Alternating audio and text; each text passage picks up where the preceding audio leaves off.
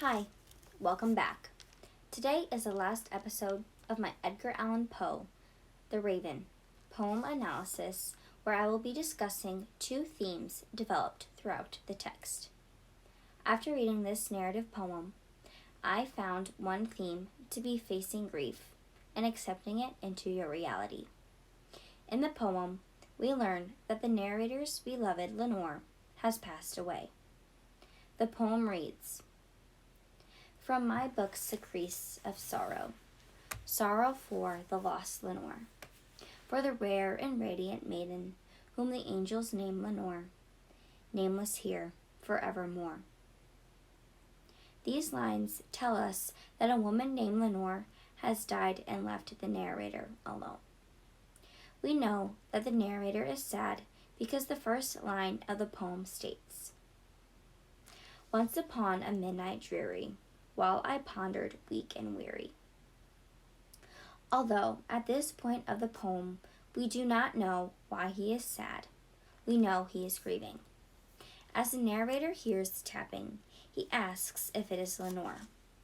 Lenore has died, but he is so desperate and is grieving the loss of his beloved. The raven answers with nevermore. This helps the narrator come to terms with the fact that Lenore has died. We as readers can take away a lot from this poem. It is okay to be sad and to grieve, but it is important to not let grief hang over your head and control your life. Another theme in The Raven, according to eNotes, is a human thirst for self-torture. The narrator lets his grief take over his life. Poe writes, "Deep into that darkness peering, long I stood there wondering, fearing, doubting, dreaming dreams no mortal ever dared dreamed before." The narrator isn't helping himself. Instead, he is taking his grief and letting it tear him down.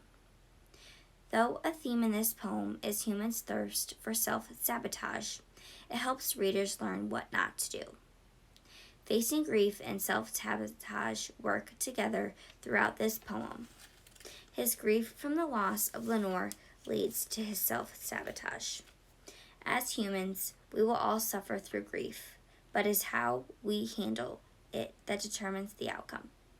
Thank you so much for listening, and stay tuned for future podcast episodes.